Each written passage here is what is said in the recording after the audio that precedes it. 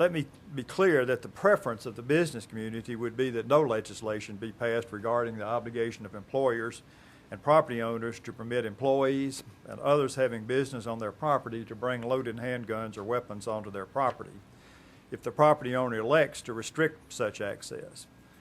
We believe that the current system of don't ask, don't tell approach has worked well for many years since 1997 when the hand carry permit legislation passed, and that the urgency of passing some legislation to expand the rights of gun owners to bring their weapons onto the property of others is essentially a solution without a problem.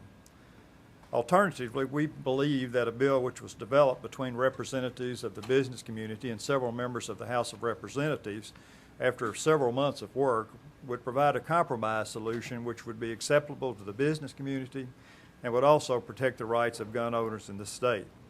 With all due respect to Senator Johnson and the sponsors of this bill, we believe that it would be a mistake to pass this legislation in its current form without addressing some of the questions that we have raised in the letter to members of the committee. Thank you again for providing us the opportunity to express the views of the business community. I will be happy to answer any questions, and I would be happy to go over the questions that we raised in the letter if there's time for that. Thank you, Senator. Thank you very much, Mr. Ozier, and I appreciate your acknowledging that this bill is vastly improved over last year's bill. I too feel that that is very much the case. Are there questions of Mr. Ozier?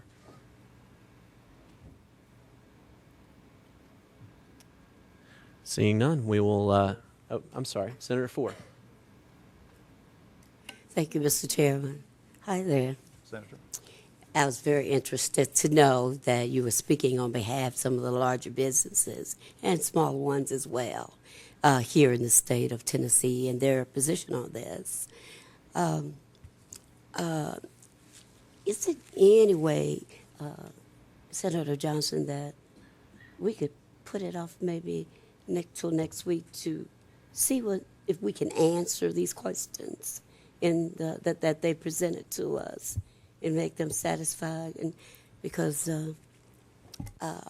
with what I've heard today from the Chamber of Commerce, I thought I was going to be able to vote for this bill, but since I've heard about these questions, I'm curious to make them satisfied, and I believe that we can do that. I'm making it no secret to no one that I am a handgun carrier, and I have been since I was 24, and I'm only 25 now, though. Senator Ford, I appreciate your... But is that a possibility, Senator Johnson? Well, I appreciate your questions, and the chairman, too, was unaware of any questions that were put forward by the Chamber of Commerce.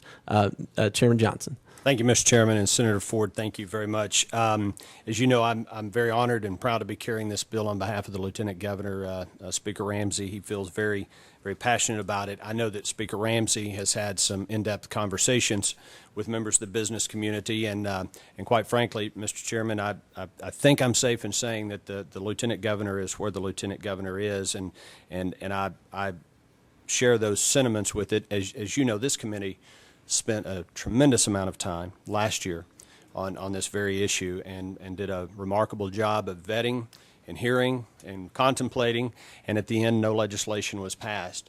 I believe we're at a point now, and certainly I'm at the will of the committee, but as the sponsor of the bill, it would be my request that we dispense with action on this bill today and get it out. As you know, the legislative process continues, and we can continue to have conversations, and certainly the Speaker Ramsey can, with those interested parties as the bill proceeds to the floor.